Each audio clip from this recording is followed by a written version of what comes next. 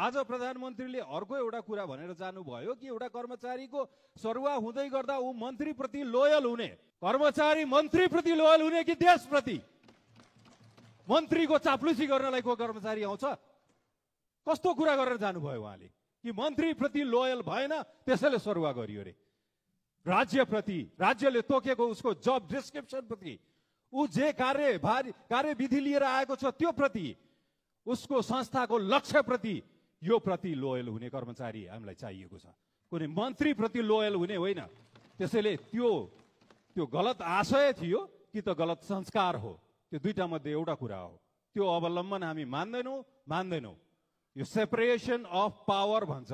लोकतन्त्र मान्नुहुन्छ तपाईहरू भने सेपरेसन अफ पावर पनि मान्नुहोस्। लोकतन्त्र मान्नुहुन्छ, गणतान्त्रिक भन्नुहुन्छ भने हामी पनि त्यही छौँ, हामी पनि मान्छौँ। तर यो अवसरवाद र राजनीतिक मिटर ब्याजीको अभ्यास गर्ने लोकतन्त्र र गणतन्त्र होइन। हामी निष्पक्ष, अनुशासित, संविधानले तोकेको गणतन्त्र र लोकतन्त्र मानेर आएको छौँ र हामी यो देशको हरेक कर्मचारीलाई देश, नागरिक, मतदाता, करदाता प्रति लोयल भइदिन भन्छु, कुनै मन्त्रीप्रति होइन। धन्यवाद।